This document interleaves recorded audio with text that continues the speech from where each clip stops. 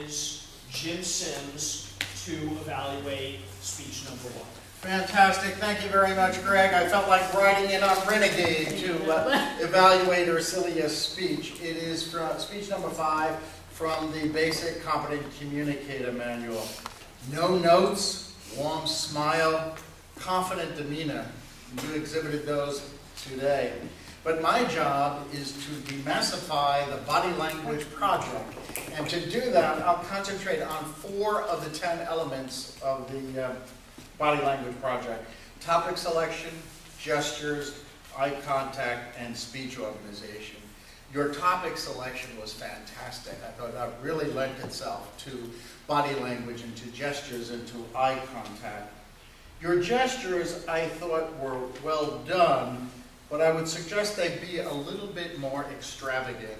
And I would also suggest that you be aware of some of the barriers to gesturing, such as you began with hand wringing, you did steepling. I like steepling. It kind of shows you how powerful and important you are. You also did praying, and I think every one of us in our speeches at one point or another had done praying.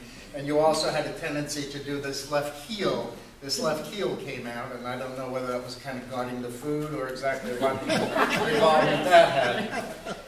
So what you want to do is match your gestures a little bit more to your words, and you did that when you talked about the night before, and also food. Food, you really gestured great with food. I kind of connected with you on that one.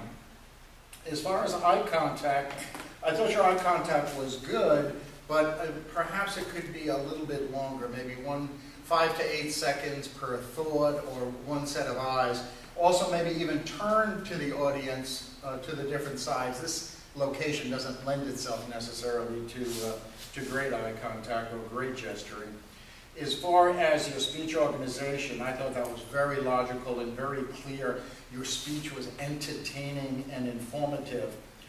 The one thing about the barriers to gestures, you might think of them, and this helped me in terms of gesturing, think of them as nonverbal ums or ahs. And especially if they're habitual and they don't lend itself to a meaningful connection with your audience.